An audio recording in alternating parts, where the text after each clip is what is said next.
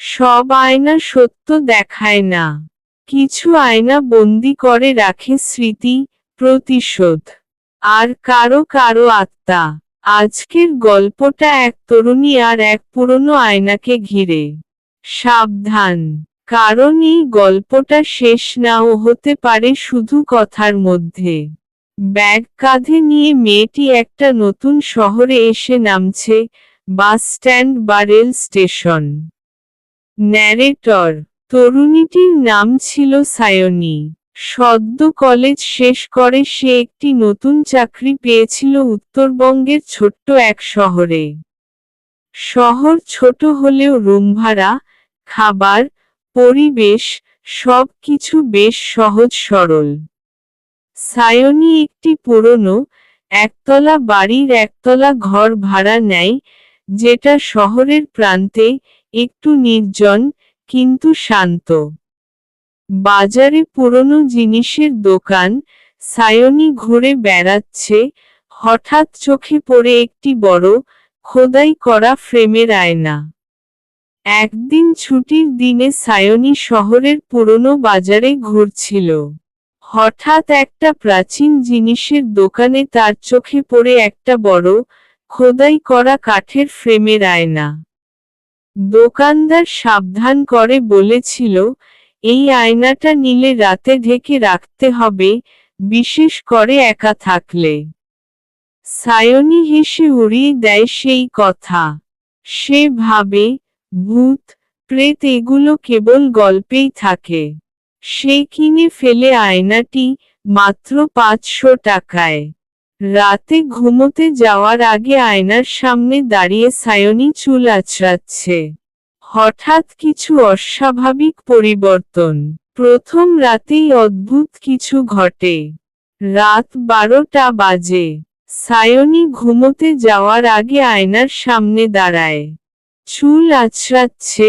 হঠাৎ তার মনে হয়, আয়নায় যেন কিছু এক সেকেন্ডের জন্য নড়ল। তার প্রতিচ্ছবির চোখ যেন অন্যদিকে তাকিয়েছিল। সে ভাবে, চোখের ভুল। ঘুমিয়ে পড়ে। দ্বিতীয় রাতে আলো কম। আয়নার সামনে দাঁড়িয়ে সায়নী। আয়নায় দেখা যাচ্ছে অন্য একজন মেয়ের মুখ, ধীরে হাসছে। দ্বিতীয় রাতে, সায়নী আবার আয়নার সামনে দাঁড়ায়। কিন্তু এবার সে যা দেখে, তা স্বপ্ন নয়। আয়নায় তার বদলে একজন অন্য মেয়ে। সাদা ফ্রক পরা, লম্বা চুল, ফ্যাকাশে মুখ। সে ধীরে ধীরে হাসে, আর ঠোঁট নাড়ে। আমার জায়গাটা দাও। সায়নী আঁতকে উঠে পেছনে তাকায়, কেউ নেই। আবার আয়নায় তাকালে, এখন সে নিজেকে দেখে। তবু মন থেকে যায় কাঁপা। সায়নী ইন্টারনেটে সার্চ করছে, পুরনো পত্রিকা দেখছে, আয়নার ইতিহাস জানার চেষ্টা করছে।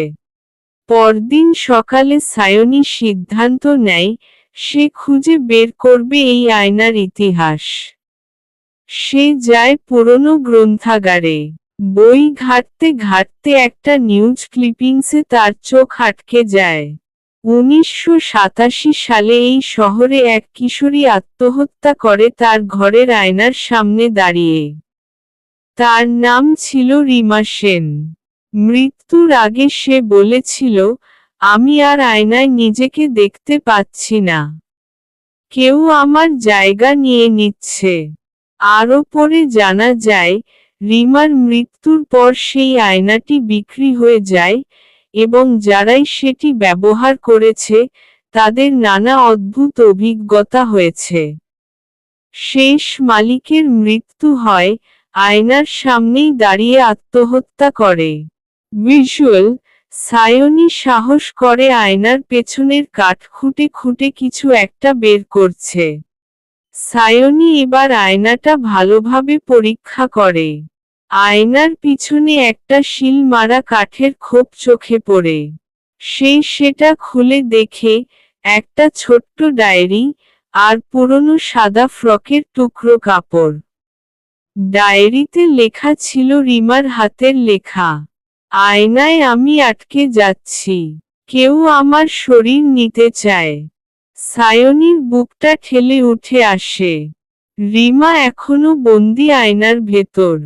আর প্রতিটি ব্যবহারকারীকে সে ব্যবহার করে মুক্ত হতে। মধ্যরাত। ঘরে শুধু আয়নার আলো পড়ছে।